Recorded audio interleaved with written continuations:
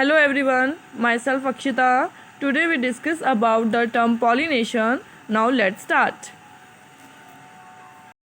Pollination in plants. तो pollination पढ़ने से पहले आपने एक टर्म पढ़ी थी रिप्रोडक्शन। रिप्रोडक्शन प्रोसेस क्या होती है? रिप्रोडक्शन एक ऐसी प्रोसेस होती है जिसकी हेल्प से ऑर्गेनिज्म अपने ही जैसे ऑफस्प्रिंग को डेवलप करते हैं और इसी प्रोसेस के अंदर बहुत सारे इवेंट इन्वॉल्व होते हैं। उनमें से एक इवेंट है पॉलिनेशन, जो प्लांट्स के अंदर कंप्लीट होता है। तो उस इवेंट को हम पढ़ते हैं पॉलिनेशन। पॉलिनेशन टर्म होती क्या है? पॉलिनेशन ऐसा इवेंट है जिसमें पॉलन ग्रेन्स एंथर से स्टिग्मा पर ट्रांसफ़र होते हैं। उस टर्म को हम बोलते हैं पॉलिनेशन, क्योंकि प्लांट्स जो होते हैं वो इमोबाइल होते हैं और वो कॉपुलेट नहीं कर सकते। उसके लिए हमें किसी न किसी वेक्टर की नीड होती है। अभी आपने पढ़ा था कि पॉलिनेशन प्रोसेस हमने देखी थी कि the transfer of pollen grains from anther to stigma are called pollination. अब हम देखते हैं कि पॉलिनेशन के टाइप्स। तो पॉलिनेशन टू टाइप्स के होते हैं। First one is self pollination and second one is cross pollination. Self pollination क्या होता है कि जब ट्रांसफ़र हो रहे हैं पॉलन ग्रेन्स एंथर से स्टिग्मा पर, लेकिन फ्लावर कैसा है? सेम फ्लावर पे, अलग अलग फ्लावर नहीं है, डिफरेंट फ्लावर नहीं है, सेम फ्लावर है। उनके बीच जब ट्रांसफ़र हो रहा है पॉलन ग्रेन्स का, तब हम उस प्रोसेस को बोलते हैं सेल्फ पॉलिनेशन। इसको आप टू टाइप्स में भी डिवाइड कर सकते हो। First one is autogamy and second one is geitonogamy. First one आप देखते हैं ऑटोगैमी। ऑटोगैमी क्या होता है कि ये सबसे पहले तो आपको पता होना चाहिए कि ये जो पॉलिनेशन होगा किसके अंदर होगा? बाइसेक्सुअल के अंदर। बाइसेक्सुअल फ्लावर आपने पढ़े थे कौन से होते हैं? कि जिनमें दोनों ऑर्गन्स एक फ्लावर में प्रेजेंट होते हैं। बाइसेक्सुअल पढ़ा था कि मेल और फीमेल ऑर्गन एक ही फ्लावर में प्रेजेंट होते हैं, उनको हम बोलते हैं बाइसेक्सुअल। तो ये बाइसेक्सुअल में ही होगी। क्यों? क्योंकि यहाँ पे फ्लावर कैसा है? सेम है। तो इसीलिए ये प्रोसेस बाइसेक्सुअल फ्लावर में होती है। इसमें जो स्टिग्मा का फ्लावर है वो पॉलिनेटेड होता है अपने ही पॉलन ग्रेन से, तो उसको बोलते हैं हम ऑटोगैमी। अब इसको थ्री पार्ट्स में डिवाइड कर सकते हैं। First homogamy, the anthers and stigma of the same flower या open flower are brought together by bending or growth.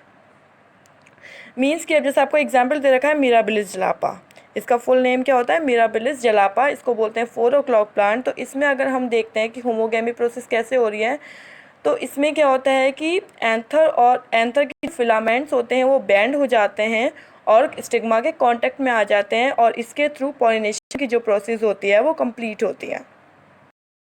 First one is homogamy आपने देखी थी। सेकंड वन होता है क्लिस्टोगैमस फ्लावर। लेकिन यहाँ पे आप दोनों में डिफरेंस देख लीजिए कि क्लिस्टोगैमस और चेस्मोगैमस फ्लावर होते क्या हैं। तो क्लिस्टोगैमस फ्लावर जो होते हैं उन्हें हम क्लोज फ्लावर भी बोल सकते हैं। इट मीन्स कि वो ओपन नहीं होते हैं। ओपन नहीं होने से मतलब है कि वो बर्ड स्टेट तक रहते हैं और बर्ड स्टेट में ही उनकी पॉलिनेशन की प्रोसेस कंप्लीट होती है। लेकिन जो चेस्मोगैमस फ्लावर होते हैं वो ओपन फ्लावर्स होते हैं, या तो आप उन्हें ओपन फ्लावर बोल सकते हैं या चेस्मोगैमस फ्लावर। उनके अंदर जो प्रोसेस होती है वो होती है क्रॉस पॉलिनेशन। लेकिन जो क्लिस्टोगैमस फ्लावर होते हैं उनके अंदर सेल्फ पॉलिनेशन प्रोसेस ही होती है, और वो भी कब होती है? बर्ड स्टेट के अंदर। ठीक है, तो यहाँ पे आप एग्जाम्पल देख सकते हैं। चेस्मोगैमस का एग्जाम्पल आप ले सकते हैं वॉइला फ्लावर, और क्लिस्टोगैमस जो होते हैं वो होते हैं Subularia. Next one is bud pollination. When the pollination occurs in the bud stage, then वो पॉलिनेशन कौन हो गया? बर्ड पॉलिनेशन हो गया। इसका एग्जाम्पल आप ले सकते हो व्हीट राइस। व्हीट राइस में बर्ड पॉलिनेशन यानी कि बर्ड स्टेज में ही ये पॉलिनेशन कंप्लीट हो जाता है।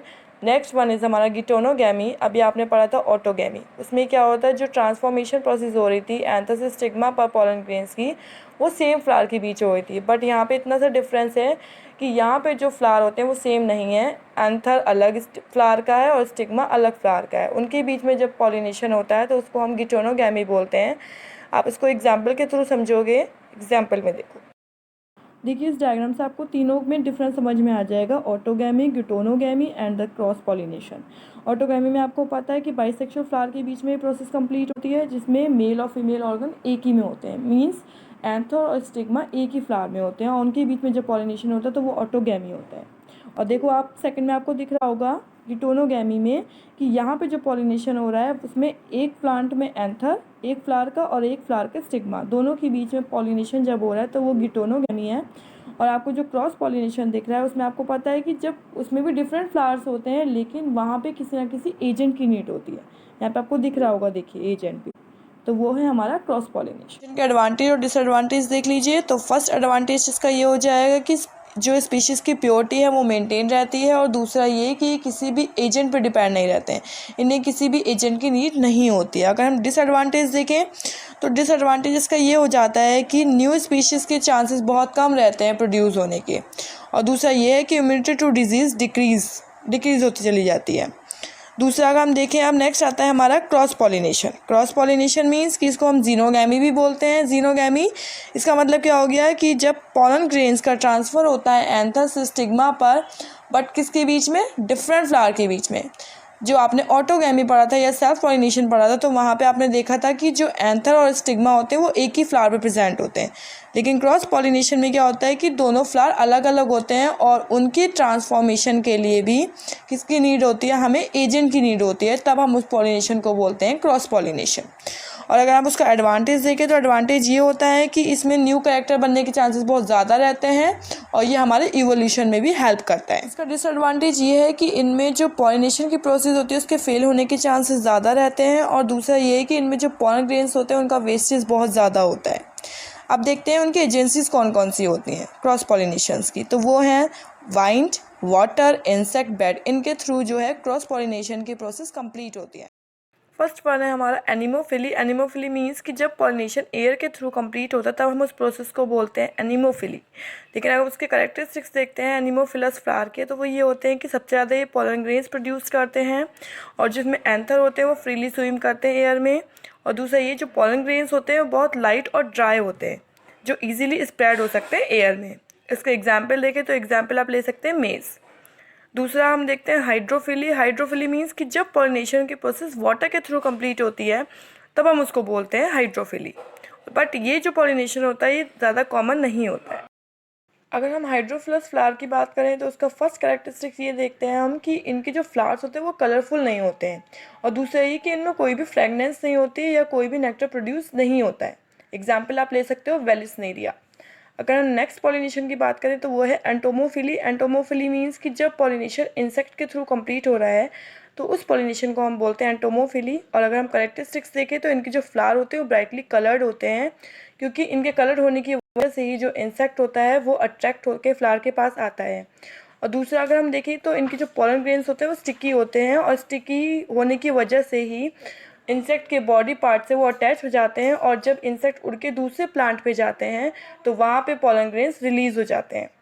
दूसरा हम देखें कि नेक्टर ग्लैंड जो सिचुएटेड होती हैं वो कहाँ प्रेजेंट होती हैं, सेपल्स और पेटल्स में। नेक्स्ट आता है हमारा ऑर्निथोफिली। ऑर्निथोफिली मीन्स कि जब बर्ड्स के थ्रू ये पॉलिनेशन कंप्लीट होता है तब हम उसको बोलते हैं ऑर्निथोफिली। इसमें जो हेल्पफुल होती है बर्ड वो होती है हमिंग बर्ड, जो इस पॉलिनेशन को कंप्लीट करती है। अगर हम कैरेक्टरिस्टिक्स देखें तो इनके फ्लावर भी ब्राइटली कलर्ड होते हैं, इनमें बहुत ज़्यादा अमाउंट में पॉलन सिक्रीट होता है, और दूसरा अगर हम देखें तो जो इनके फ्लावर्स होते हैं वो कप शेप में होते हैं। और नेक्स्ट अगर हम देखें चिरोप्टेरोफिली, कि जब बैट्स के थ्रू ही पॉलिनेशन कंप्लीट होता है तब उसको बोलते हैं चिरेप्टोफिली। हम इनके कैरेक्टरिस्टिक्स की बात करते हैं तो इनमें जो फ्लावर्स होते हैं वो बहुत ज़्यादा लार्ज क्वांटिटी में नेक्टर प्रोड्यूस करते हैं, और दूसरा जो बैट्स अट्रैक्ट होती हैं वो फ्लावर की ऑर्डर की वजह से होती हैं, और दूसरा जो फ्लावर होते हैं वो क्लस्टर फॉर्म में होते हैं, नहीं गुच्छों के रूप में होते हैं। एग्जाम्पल आप इसका ले सकते हो silk cotton. Thanks for watching. If you like my video please subscribe my channel. In my next video we will discuss about Megasporogenesis.